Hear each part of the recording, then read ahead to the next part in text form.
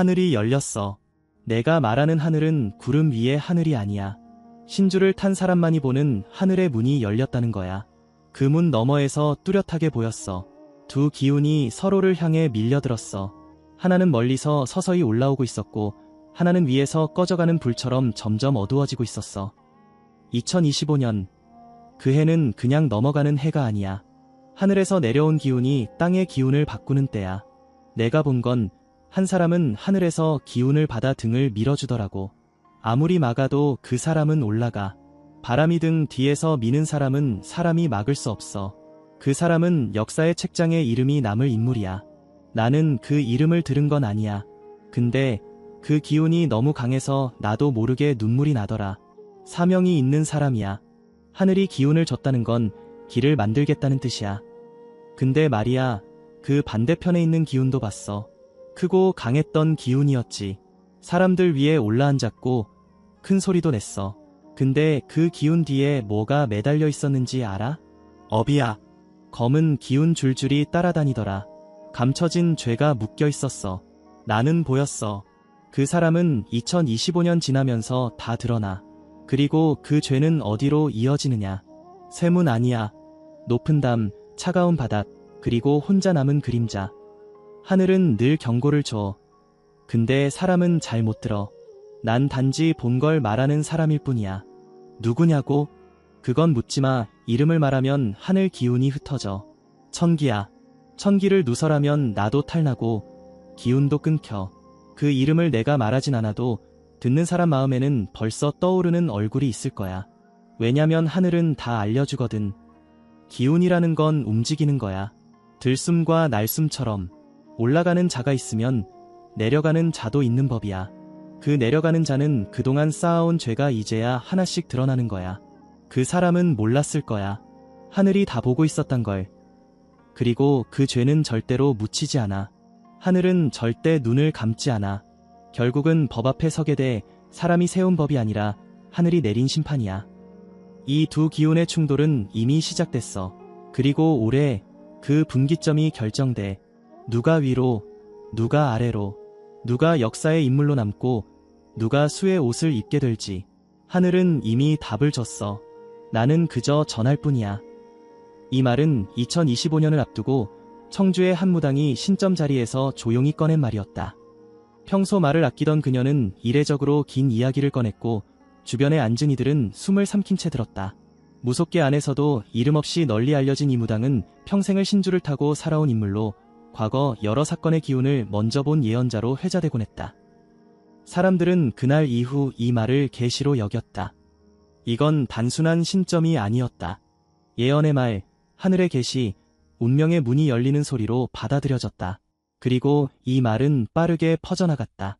한 사람은 떠오르고 한 사람은 감춰둔 죄가 드러난다. 이 말에 모두가 주목했다. 도대체 그 두 기운이란 누구를 말하는 걸까? 어떤 이는 이미 떠오른 자가 있다고 말했고 또 어떤 이는 아직 그 기운이 바닥을 딛고 있지 않다고 했다. 이름은 언급되지 않았지만 많은 이들은 둘 중 한 명은 이재명, 다른 한 명은 윤석열이라고 추측했다. 해석가들은 갈렸다. 지금은 이재명의 기운이 떠올라 이미 한자리를 차지했다고 보는 이들이 있는 반면 곧 윤석열이 다시 기운을 타고 반등할 것이라는 분석도 있었다. 다만 무당은 그 어떤 해석에도 고개를 끄덕이지 않았다. 그녀는 단호했다. 하늘은 사람의 이름을 다 외운다. 내가 굳이 말 안 해도 들은 사람은 다 알게 돼. 사람은 마음으로 먼저 한다. 근데 마음이 흐려지면 기운을 놓쳐. 난 말했어. 길이 갈라진다고. 누구든 정신 똑바로 차려야 해. 그녀의 마지막 말이 가슴을 때렸다. 그리고 사람들은 알게 됐다. 예언은 단순한 예측이 아니라 누군가를 향한 하늘의 경고이자 대한민국 전체가 맞이할 구군의 분기점이라는 걸. 그녀는 청주의 외곽, 깊은 산기슭 아래서 조용히 신을 모셔온 인물이었다. 겉으로 드러난 활동은 거의 없었지만 아는 사람들 사이에서는 적중률 높은 예언가, 계시를 받는 무당, 말 한마디에 사람들이 움직이는 존재로 알려져 있었다. 특히 국가의 큰 사건이나 방향 전환의 시기를 앞두고 그녀가 조용히 입을 열면 그것은 신호탄처럼 받아들여졌다. 실제로 몇 년 전 모 지방선거를 앞두고 그녀는 큰 줄기 하나가 갑자기 꺾일 거다는 말을 남겼고 그 말은 현실이 되어 정치권에 큰 파장을 일으켰다. 그 사건 이후 그녀가 다시 무언가를 말한다는 것 자체가 예언의 성취, 예언자의 귀환이라는 의미로 받아들여진 것이다. 이번에도 마찬가지였다. 그녀는 단 한 번, 단 한 자리에 앉아 말을 전했을 뿐이었다.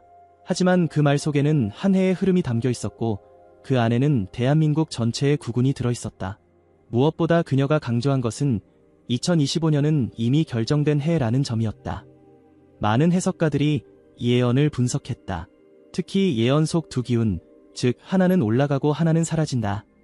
는 표현이 대한민국 정치의 양대 인물을 떠올리게 했기 때문이다. 전문가들 사이에서는 이 두 기운을 이재명과 윤석열로 해석하는 의견이 다수 나왔다. 한 분석가는 이렇게 말했다. 현재 기세를 보면 이재명이 정치 중심으로 떠오른 듯 보입니다. 선거 결과와 여론 흐름만 봐도 하늘의 기운이 그쪽으로 흘러간다는 느낌을 받는 이들이 많죠. 무당이 말한 하늘이 이마에 글자를 새겼다는 표현도 그렇게 해석됩니다. 하지만 반대편에서는 다른 주장을 내놓았다. 지금은 잠시 가라앉은 것처럼 보여도 윤석열이 다시 기운을 타고 올라올 수 있다는 해석도 많습니다.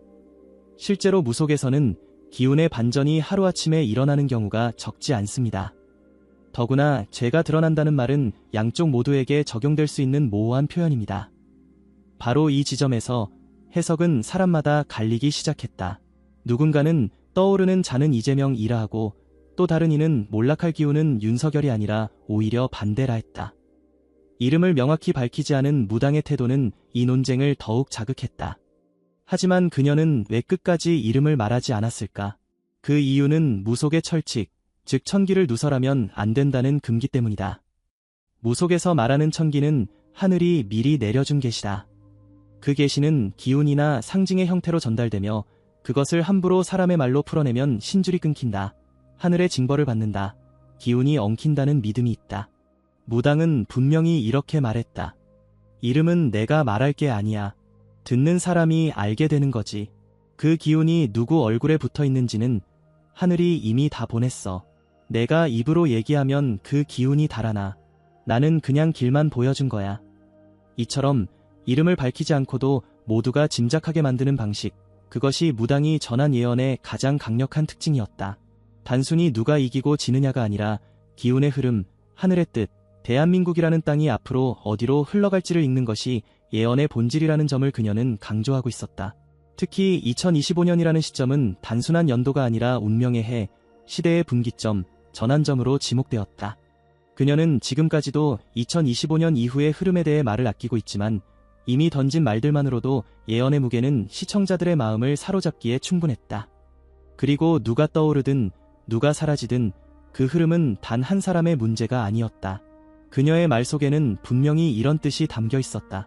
이건 사람의 일이 아니라 하늘이 정한 방향이다. 다시 말해 기운이 어느 쪽으로 움직이는지를 보는 것이지 사람의 능력이나 자리가 문제가 아니라는 것이다. 그녀가 전한 예언은 단순히 두 사람의 운명에 머물지 않았다. 그녀가 본 기운은 훨씬 더 컸고 깊었으며 그 끝은 대한민국이라는 나라 전체를 감싸고 있었다. 무당은 이렇게 말했다. 기운이 사람에게만 가는 게 아니야. 나라에도 기운이 있어.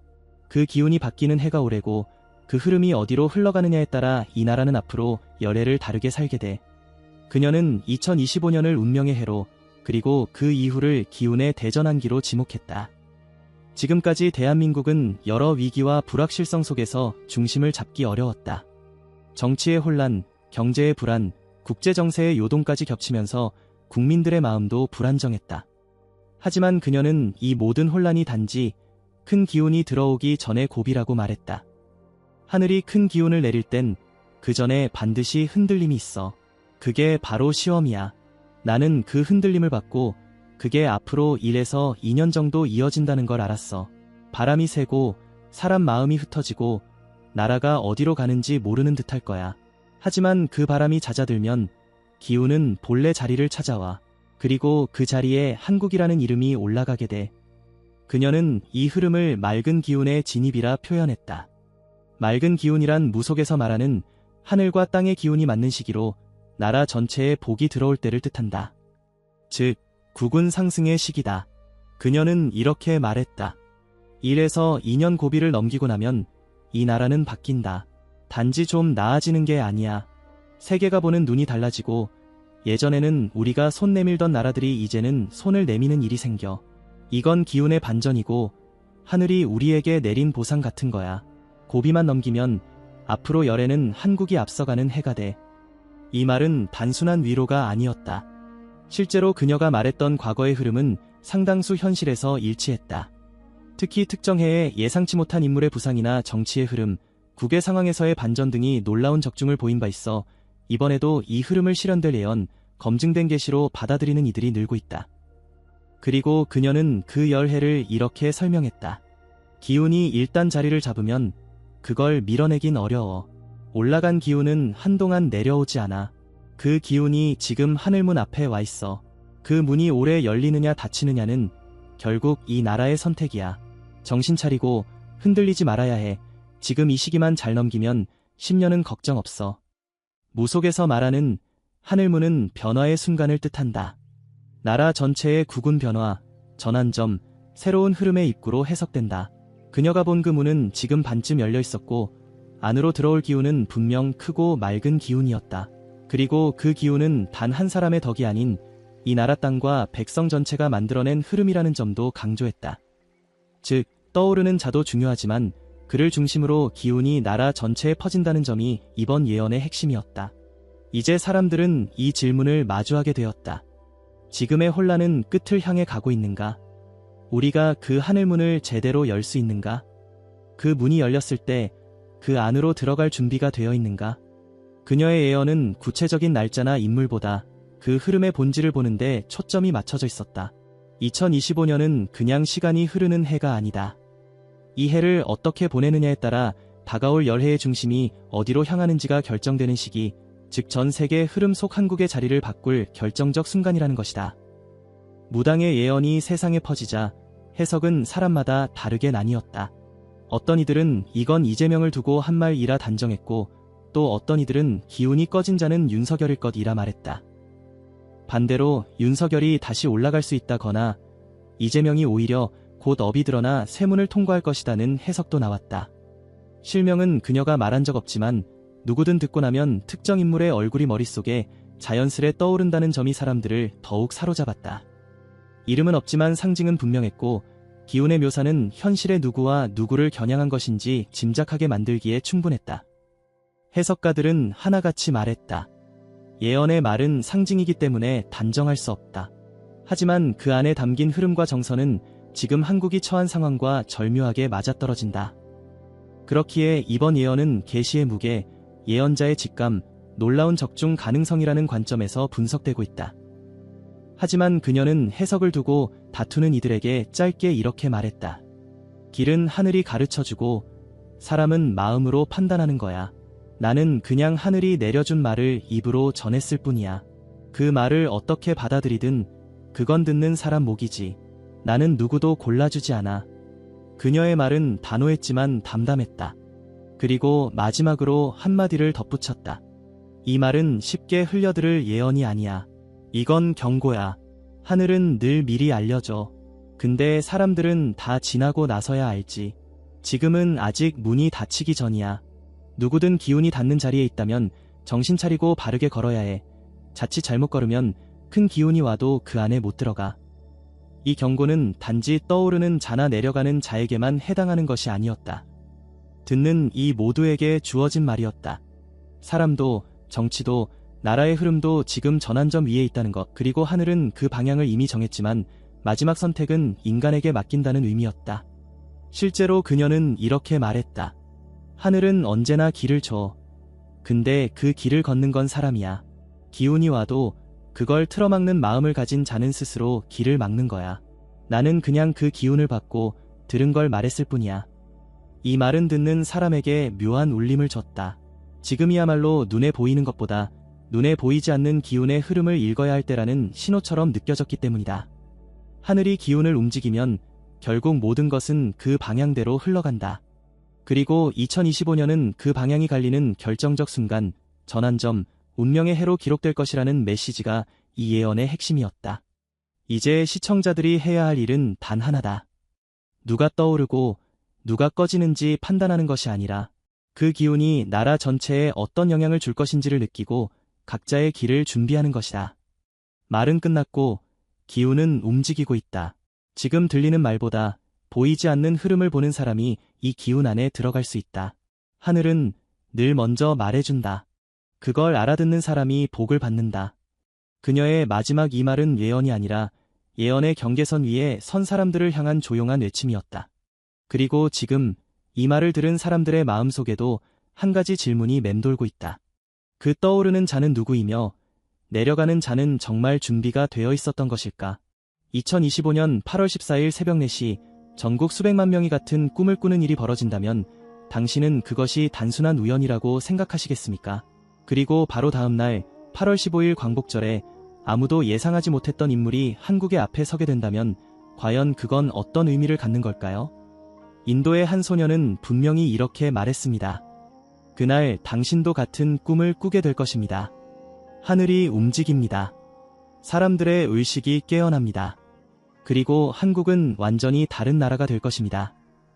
이제 그 이야기를 하나씩 풀어보려 합니다. 아비냐 아난드. 그 이름을 처음 들어보는 분들도 계실 겁니다. 그러나 한 번이라도 2020년부터 이어진 세계의 흐름에 관심을 가졌던 분들이라면 이미 그 이름을 접했을지도 모릅니다.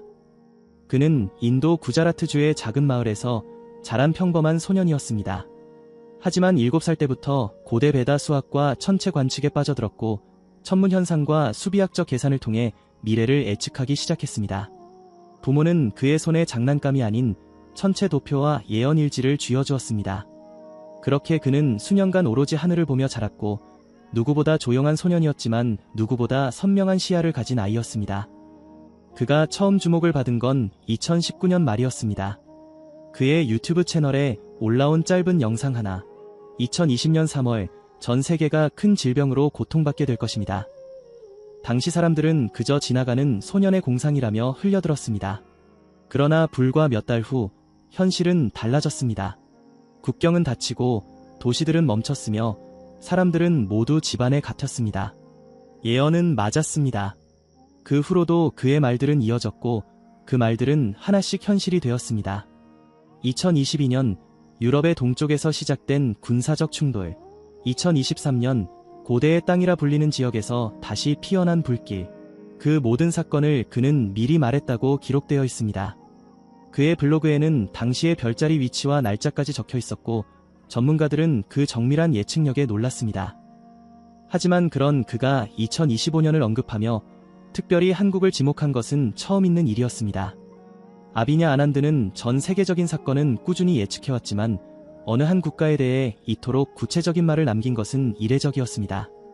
전문가들의 분석에 따르면 2025년 6월 3일 한국의 정치 일정 이후 그는 강한 계시를 받았다고 합니다. 천문도에 이상한 배열이 보이기 시작했고 그것은 점점 뚜렷해졌습니다. 그리고 그 배열은 1945년 8월 15일 해방의 날에 나타났던 천문 패턴과 너무나 유사했습니다. 그는 이 흐름을 무시할 수 없었습니다. 그날부터 정확히 73일 후 2025년 8월 15일 그는 이 날짜가 지금까지 자신이 계산해온 어떤 시기보다도 뚜렷한 상징을 가지고 있다고 말했습니다. 하지만 진짜 놀라운 것은 그 다음의 이야기였습니다. 아비냐 아난드는 말했다. 나는 지난 몇 년간 수많은 별의 움직임을 지켜봤습니다. 하지만 2025년 8월 14일 새벽 4시 그날처럼 강하게 진동하는 별의 배열은 처음이었습니다. 그날 한반도 상공에서 목성, 토성, 금성이 정확히 삼각형을 이루며 그 중심에 보름달이 떠오릅니다. 단순한 정렬이 아닙니다. 이 조합은 지난 1000년간 단 한 번도 일어난 적이 없는 배열입니다. 그 진동은 말로 설명할 수 없는 파동을 발생시킵니다. 나는 그것을 3번이나 반복해서 봤고 그때마다 내 머릿속엔 같은 장면이 떠올랐습니다. 한국, 그리고 꿈. 수많은 사람들이 동시에 같은 꿈을 꾸고 있었습니다. 이건 환상이 아닙니다. 나는 그 안에서 사람들의 얼굴을 보았습니다. 그들은 서로를 바라보며 무언가를 느끼고 있었습니다. 어떤 갈등도 없었고 어떤 불신도 없었습니다.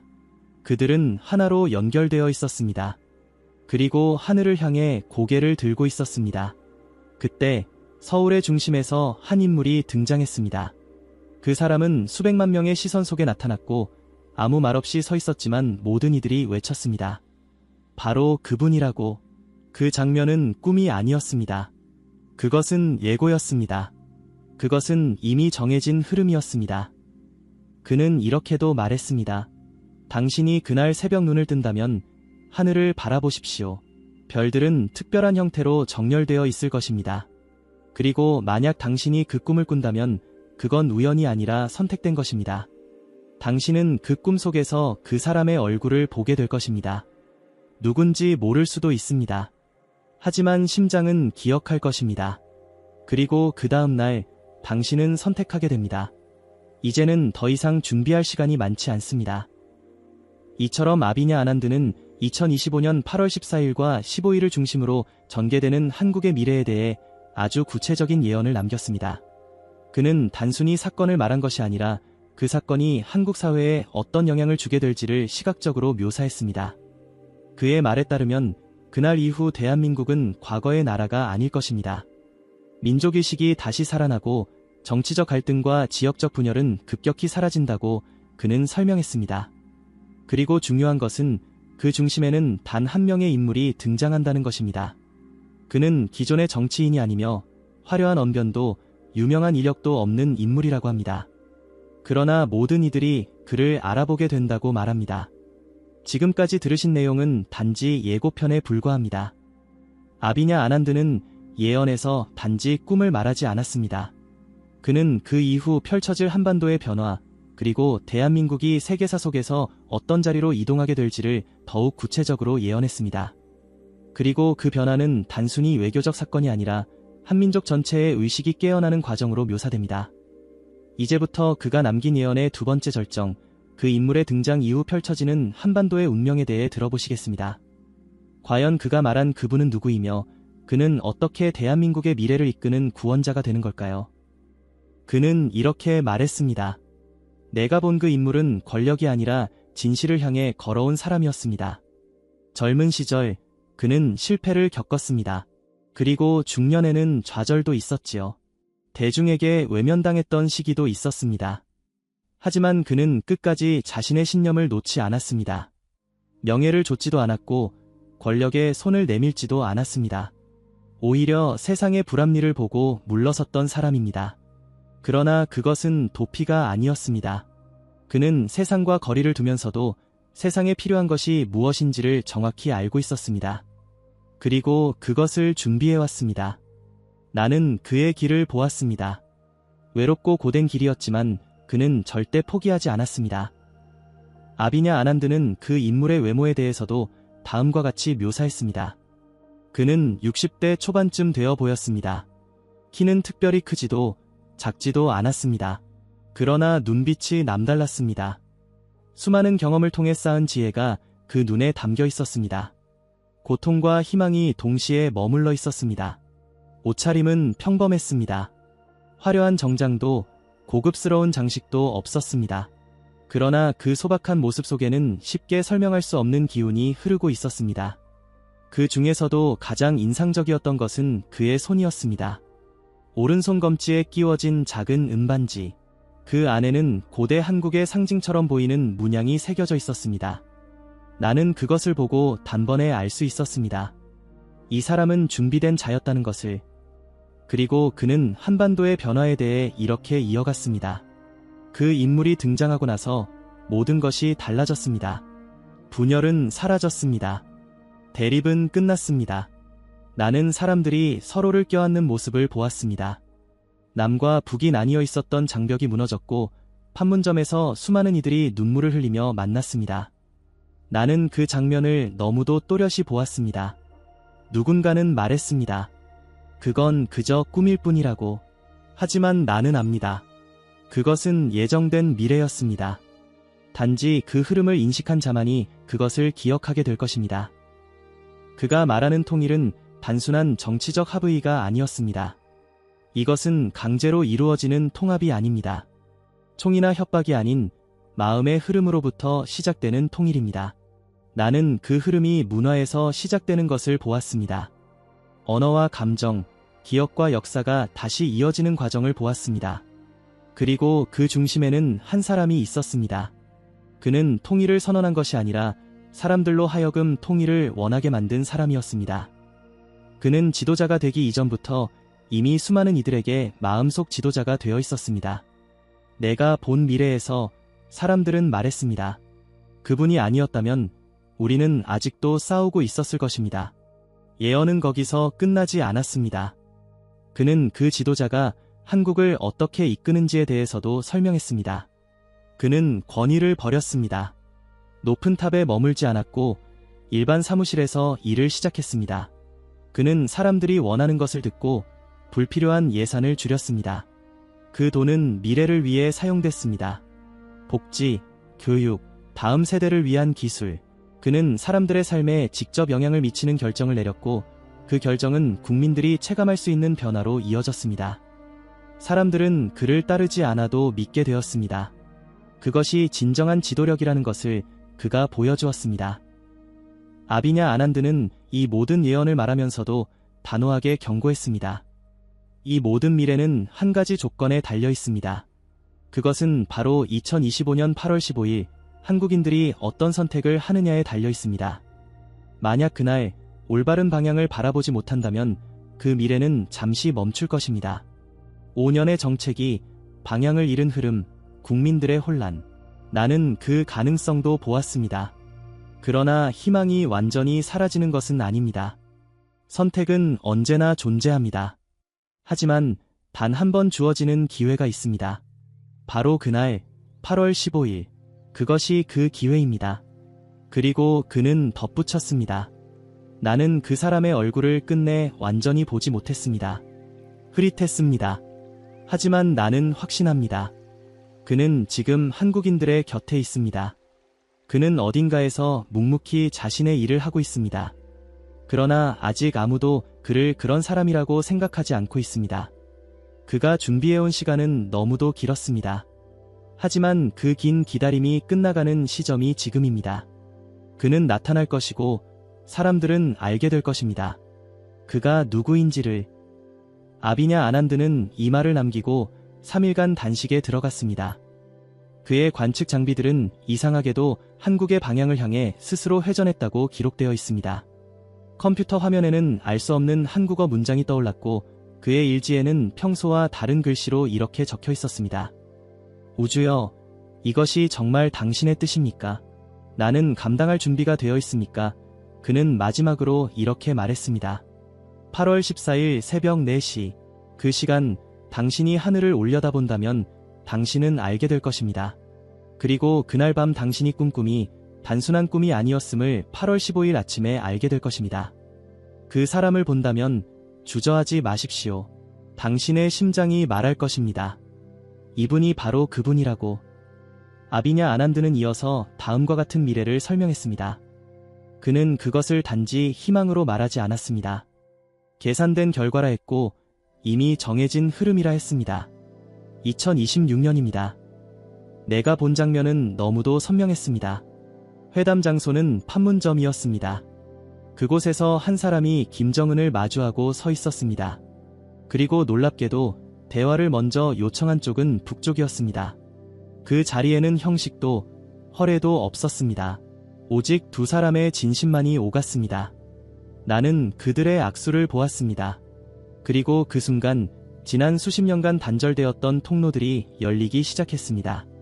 그건 보여주기 위한 통일이 아니었습니다. 정치적 승부도 아니었습니다. 두 사람 사이에는 민족의 기억이 흐르고 있었습니다. 그는 그렇게 말하며 구체적인 변화의 흐름도 남겼습니다. 이 회담 이후 남과 북의 경제협력이 시작됩니다. 개성공단이 다시 가동되었고 금강산 관광도 재개됩니다. 하지만 단순한 재개가 아닙니다. 남쪽의 기술력과 북쪽의 자원이 결합하면서 새로운 산업이 등장합니다. 이 산업은 단지 돈을 벌기 위한 것이 아닙니다. 생존과 자립을 위한 것입니다. 이 땅에 살고 있는 사람들이 스스로의 미래를 지켜낼 수 있도록 설계된 흐름입니다. 나는 그 과정에서 놀라운 협력의 장면을 보았습니다. 남과 북의 기술자들이 하나의 공간에서 작업을 하며 서로의 지식을 나누는 모습. 그들은 더 이상 적이 아니었습니다. 경쟁자도 아니었습니다. 그들은 동료였습니다. 그는 계속해서 말했습니다. 이 시점에서 세계의 시선이 한국을 주목하기 시작합니다. 하지만 모든 것이 순조롭지는 않습니다. 몇몇 강대국이 이 흐름을 불편하게 여깁니다. 특히 가까운 이웃 국가 하나는 강하게 반발합니다. 경제적 제재와 외교적 압박이 시도됩니다.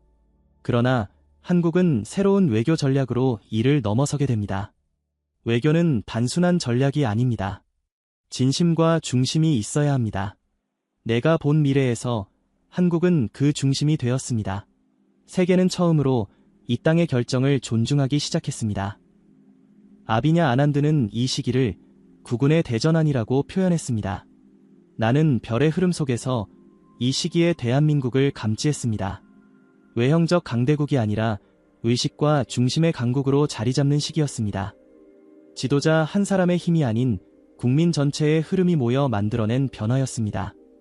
2026년 이후 한국은 더 이상 과거의 나라가 아닙니다.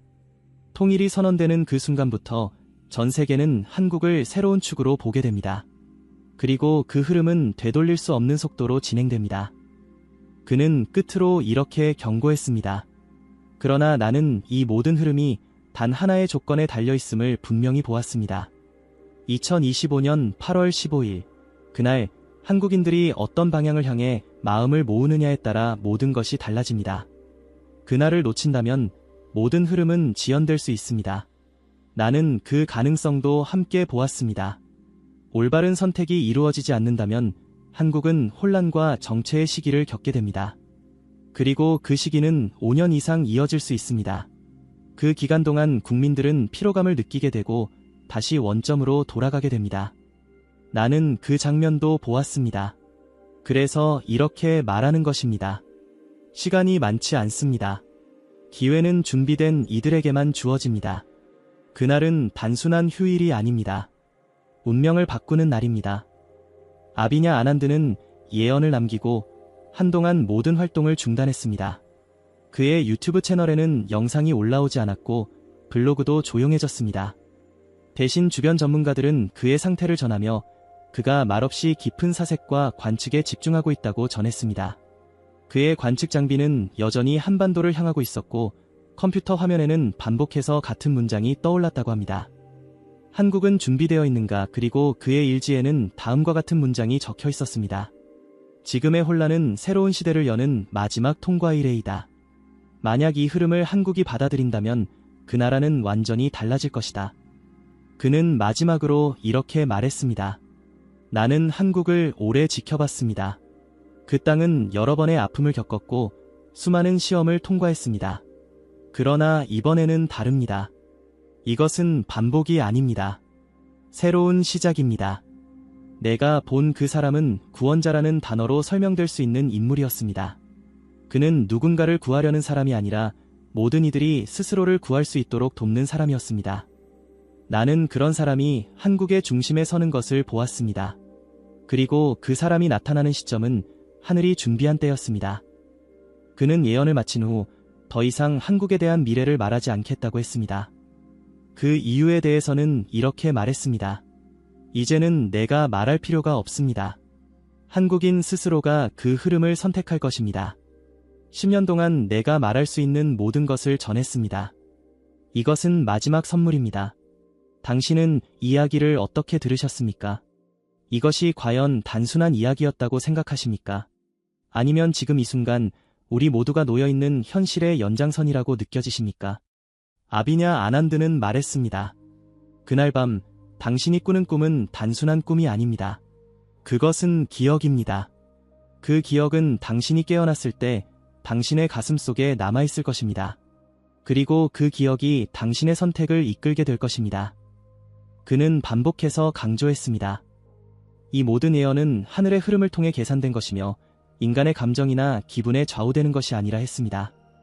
그는 스스로에게도 질문을 던졌습니다. 정말로 이것이 일어날 것인가? 내가 본 것은 실제인가? 그리고는 이렇게 답했습니다. 만약 그렇다면 그 순간을 놓쳐서는 안 된다. 한국 민족에게는 1000년에 한 번 오는 기회다. 당신이 지금 이 이야기를 듣고 있다면 그것은 결코 우연이 아닐지 모릅니다. 2025년 8월 14일 새벽 4시, 그 시각, 하늘에 떠있는 별들의 배열을 당신은 기억하게 될 것입니다. 그리고 바로 그날 밤 수많은 사람들이 같은 꿈을 꾼다면 당신은 더 이상 이야기를 허구라고 말하지 못할 것입니다. 그 꿈에서 당신은 그 사람을 보게 될 수도 있습니다. 지금까지 보지 못했던, 그러나 어디선가 늘 우리 곁에 있었던 그 사람 말입니다. 당신은 심장이 말하는 것을 느끼게 될 것입니다. 그분이 바로 우리가 기다려온 사람이라는 것을. 그는 지도자가 아닙니다. 그는 구세주도 아닙니다. 그러나 사람들은 그를 통해 스스로를 되돌아보게 됩니다. 그를 바라보며 잊고 있던 미래를 다시 생각하게 됩니다. 그는 혼자가 아닙니다. 그가 나오게 되는 순간 8천만 명의 마음이 하나의 방향으로 흐르게 됩니다. 그것이 아비냐 아난드가 본 대한민국의 운명이었습니다. 그는 말합니다. 이제는 하늘이 아니라 사람이 결정을 내려야 합니다. 하늘은 이미 충분한 신호를 보냈습니다. 이제는 인간이 응답할 차례입니다. 8월 15일, 그날의 선택은 대한민국의 미래를 100년 앞당길 수도 있고 5년 뒤로 미룰 수도 있습니다. 그 선택은 지금 당신의 마음에서 시작됩니다. 지금까지 아비냐 아난드는 수많은 사건을 예측해왔습니다. 그리고 그 사건들은 놀라울 정도로 정확하게 현실이 되었습니다. 그가 본 한반도의 미래 또한 허공에 흘려버릴 만한 이야기가 아닙니다. 그는 계산했고, 관측했고, 그리고 침묵 속에서 고통스럽게 말해야 할 순간을 기다렸습니다. 그 순간이 바로 지금이라고 그는 말했습니다. 당신은 2025년을 어떻게 기억하고 싶습니까? 그저 흘러간 한 해로 기억하겠습니까? 아니면 대한민국의 운명이 새로이 쓰인 해로 기억하겠습니까? 그 결정은 더 이상 남의 몫이 아닙니다. 이제는 우리 모두의 몫입니다. 마지막으로 그는 이렇게 남겼습니다. 지금 이 말을 듣는 당신이 본 그 꿈을 절대 잊지 마십시오. 그 사람을 기억하십시오. 당신의 기억이 한국의 미래를 바꿉니다. 이상으로 아비냐 아난드의 최신 2025년 이후의 한국 미래예언을 알아보았습니다. 시청해주셔서 감사합니다. 한반도에 고요하던 물이 탁해졌고 맑던 하늘은 연무로 덮였다. 그리고 이 사람이 2025년, 지금 이 순간에도 누군가는 이 땅의 변화를 감지하고 있다. 뉴스나 신문에서는 언급되지 않지만 한국의 기운이 바뀌고 있다는 이야기는 오래전부터 몇몇 예지자들 사이에서 돌고 있었다. 그 중에서도 일본의 한 수도승이 남긴 예언이 최근 들어 조용히 퍼지며 많은 이들의 귀를 사로잡고 있다. 일본 동북부의 고산 사찰에서 오랫동안 수행을 해온 이 수도승은 일본 내에서도 영적 능력으로 잘 알려진 인물이다. 바로 이 인물이 2025년을 앞둔 어느 시점에서 한국에 대한 놀라운 예언 4가지를 남긴 것이다. 이미 이 수도승이 예전부터 예언했던 여러 사건들이 일정 부분 실제로 실현되면서 그의 말은 일본 내에서는 물론이고 최근 한국의 일부 지식인들 사이에서도 재조명되고 있다. 그는 특정한 국가나 인종을 구분하지 않았다. 하지만 이번만큼은 유독 한국이라는 나라, 한반도라는 지역에 집중하여 메시지를 남겼다. 그리고 그 중심에는 분명한 확신이 있었다. 지금 이 나라의 기운이 바뀌고 있으며 곧 거대한 전환의 물결이 밀려온다는 것이다. 그가 남긴 예언은 4가지로 정리된다. 그러나 이 4가지는 서로 분리된 이야기가 아니라 하나의 큰 흐름 속에 이어진 장대한 예지의 줄기라고 할 수 있다. 놀라운 점은 이 4가지가 하나같이 한국의 미래와 국운, 나아가 세계적 역할까지 아우른다는 것이다. 단순히 국내의 변화에 머무르지 않는다. 그는 말했다. 한국의 변화는 곧 세계의 변화로 이어질 것이라고. 이 말을 들은 이들은 처음에는 의아해했지만 최근 들어 점점 현실에서 그 징후가 보이기 시작하면서 분위기는 사뭇 진지해졌다. 이야기의 시작은 이렇게 전해진다. 수도승 6에는 한밤중 자신의 가람에 모인 이들에게 조용히 말을 꺼냈다. 기운이 심상치 않다고. 그는 허황된 말을 하지 않았다. 구체적인 시기, 구체적인 대상을 언급하며 그 변화가 어떻게 찾아올 것인지를 상세하게 풀어내기 시작했다. 그는 2025년이라는 시점을 명확히 짚었으며 이 해가 한반도의 운명에서 결정적인 전환점이 될 것임을 분명히 밝혔다. 그리고 바로 그 자리에서 다음과 같은 첫 번째 예언이 흘러나왔다. 지금 이 땅의 기운은 예전과 같지 않다. 한반도는 본래 청정한 에너지의 흐름 위에 놓인 곳이었다. 이곳은 천상과 지상의 문이 열리는 장소, 도량의 중심이며 중생의 삶과 직접 이어지는 법기의 흐름이 존재하는 곳이었다. 그러나 지금은 그 기운이 바뀌고 있다. 고요하던 물이 탁해졌고 맑던 하늘은 연무로 덮였다. 육신은 여전하지만 영의 흐름이 뒤틀려 있다. 이것은 단지 어느 한 지역의 문제가 아니다. 이 나라 전체가 새로운 업의 흐름 안에 들어섰다. 그 업은 오래전 선택된 자손들의 행보와 연결되어 있으며 현재의 지도자들만으로는 감당하기 어려운 무게를 품고 있다. 외부의 압력이 점점 거세지고 있으며 내부의 혼란은 안으로부터 쌓인 업장에 드러나는 현상일 뿐이다. 그러나 이 모든 변화는 곧 다가올 정화를 위한 전조다. 이것은 흔들림이 아니라 전환의 시작이다. 기운은 변하고 있으며 그 흐름의 끝에는 반드시 새로운 진실이 드러나게 된다. 이 말을 들은 이들은 일순 침묵에 빠졌다. 하지만 그 침묵 속엔 공포보다 묘한 기대가 있었다. 이어지는 말이 곧 희망이 될 수 있다는 예감이었을까. 그는 두 번째 예언을 이어갔다. 2026년이 되기 전 이 땅은 다시 맑은 기운으로 되돌아갈 것이다. 그것은 아무런 행동 없이 주어지는 변화가 아니다. 수많은 갈등과 분열, 속임과 흔들림 속에서 한 줄기 빛처럼 스며드는 기운이 있다. 그 기운은 본래 이 땅에 머물던 기운이며 시대가 바뀌어도 사라지지 않는 도의 기운이다. 남쪽의 하늘 아래에서 연꽃처럼 피어오르는 한 줄기 기운이 있다.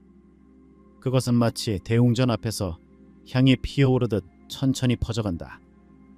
그 기운이 북으로 번져갈 때 사람들은 알게 될 것이다. 이전에 혼란이 왜 있었는지를. 그때가 되면 이 나라는 다시 본래의 기운을 회복하고 오래된 업장이 하나하나 정화되며 새로운 법륜이 돌기 시작할 것이다. 그 변화는 겉으로는 작아 보이겠지만 세계는 그것을 감지하고 곧 시선을 이쪽으로 돌리게 될 것이다. 기운은 돌아오고 문은 새로이 열린다. 이 부분까지 들은 이들은 단순한 나라의 변화를 말하는 것이 아님을 깨달았다. 그가 말한 변화는 외교나 정치의 범주를 넘어서 있었다. 그것은 보이지 않는 차원에서의 회복이었고 오직 이 땅에서만 가능한 고유한 흐름이었다. 그리고 이 흐름의 핵심에는 모든 것을 바꿔놓을 단 한 사람의 등장이 있었다. 이 사람이 누구인지, 왜 부처와 같은 존재로 불리는지를 알게 되는 순간 한국의 미래가 단지 경제적 번영만이 아니라는 사실을 더욱 분명하게 알게 될 것이다. 계속해서 이어질 오늘의 예언을 놓치지 말아야 하는 이유는 이 예언이 단순한 희망을 넘어 이미 현실로 들어오고 있는 흐름의 해석이기 때문이다. 사실 유겐이라는 이름은 일본 내에서도 일반 대중에게 잘 알려진 이름은 아니었다. 그는 사찰을 대표하는 존재도 아니었고 매체에 등장한 적도 없었다. 그러나 특정 인물들 사이에서는 오래전부터 그의 존재가 회자되어 왔다. 일본의 일부 정치인들과 경제계 인사들은 중요한 결정을 앞두고 그에게 의견을 물었다고 한다. 단순한 점괘나 기륭을 묻기 위함이 아니었다. 유겐은 사물의 흐름, 즉 기운의 방향을 통찰하는 능력을 지닌 인물로 알려져 있었다. 그가 하는 말은 애매하거나 추상적이지 않았다. 구체적인 시점, 지리적 조건 그리고 사람이 놓인 자리까지 명확하게 짚어냈기 때문에 그 말은 영적 조언을 넘어 실질적인 예측으로 작용했다. 하지만 그의 진짜 목적은 예언이나 통찰이 아니었다.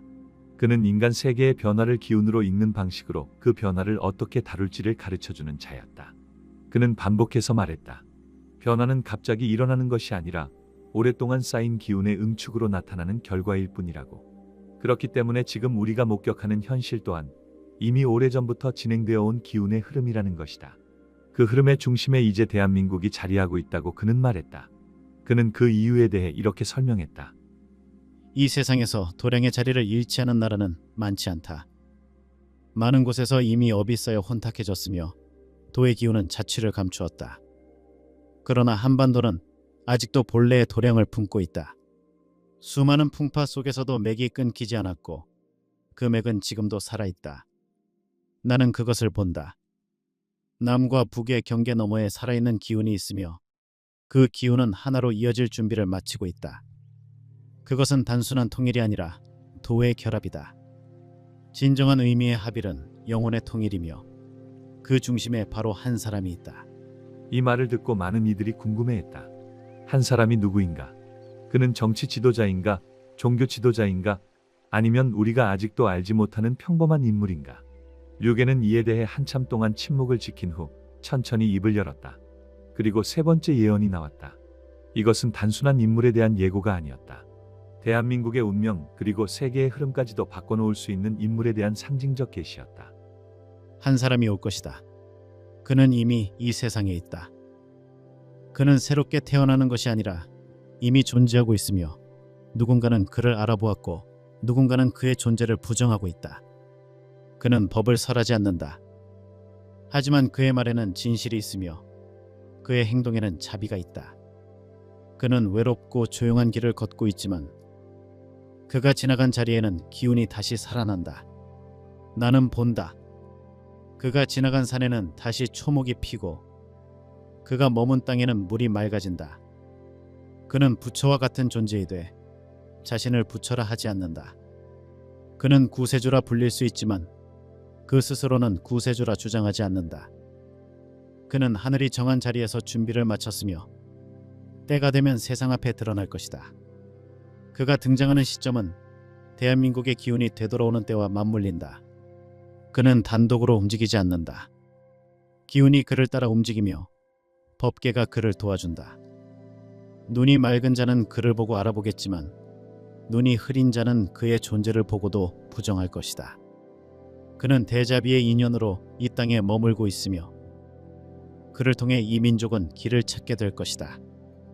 그때 사람들은 묻게 될 것이다. 우리가 지금까지 무엇을 잃고 있었는지를. 이 말은 단순히 한 인물에 대한 상징으로 끝나지 않았다.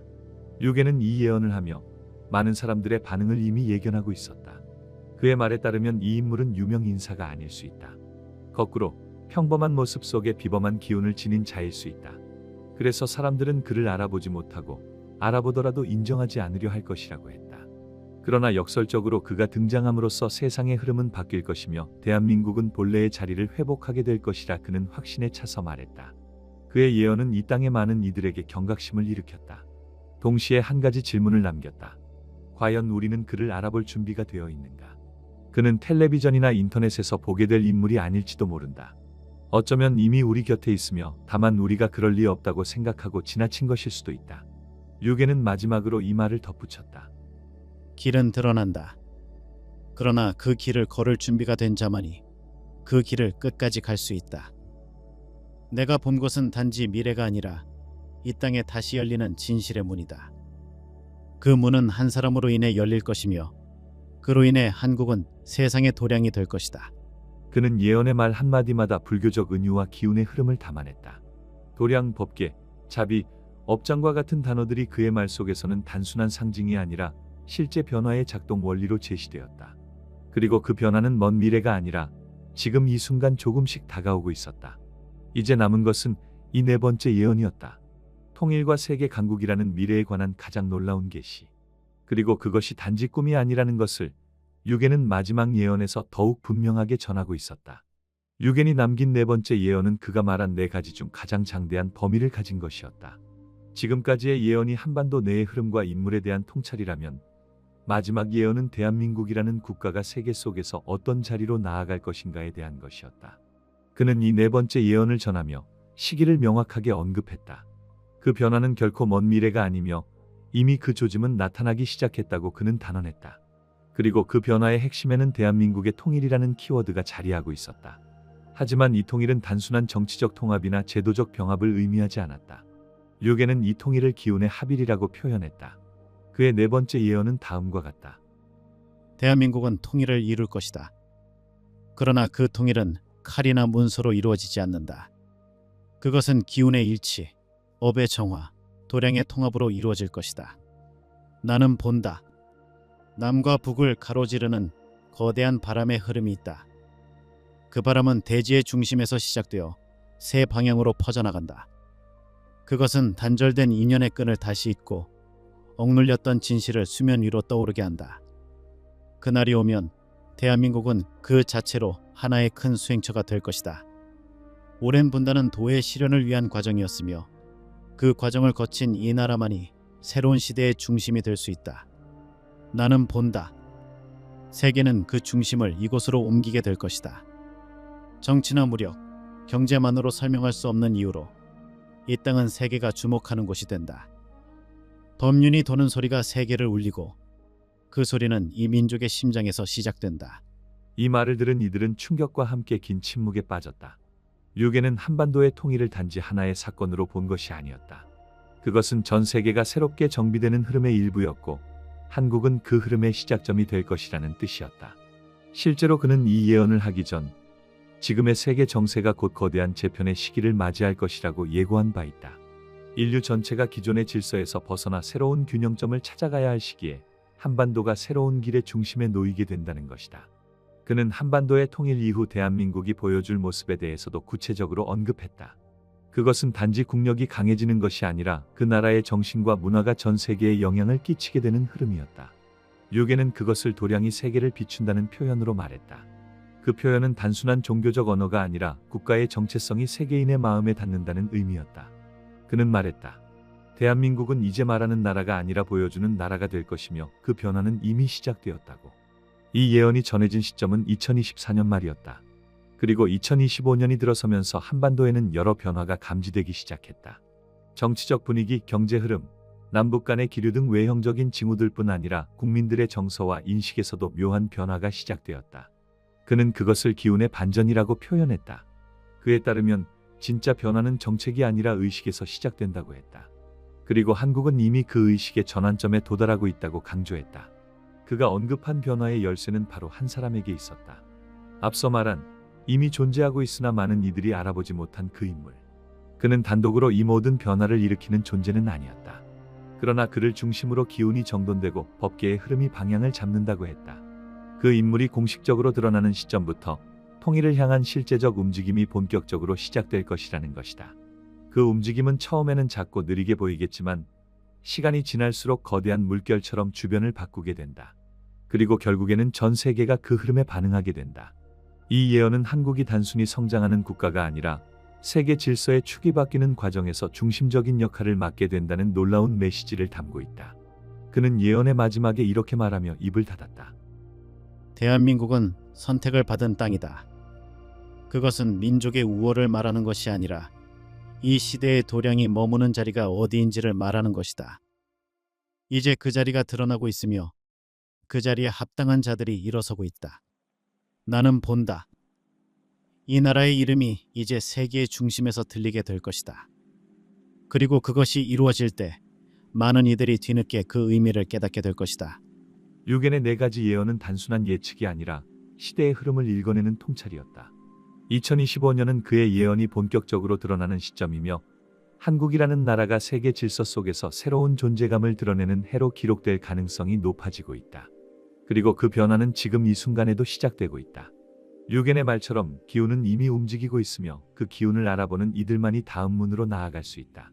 그는 이미 이 땅에 있으며 누군가는 그를 알아보았고 누군가는 아직도 모른다. 여러분은 어떻게 생각하십니까? 류겐 스님이 말한 그 사람은 과연 누구일까요? 여러분이 떠오르는 인물이 있다면 지금 댓글로 알려주세요. 그 이름이 맞을 수도 있고 아닐 수도 있습니다. 그러나 누군가는 분명 이미 그를 알아보았다고 스님은 말했습니다. 지금까지 시청해주셔서 감사합니다.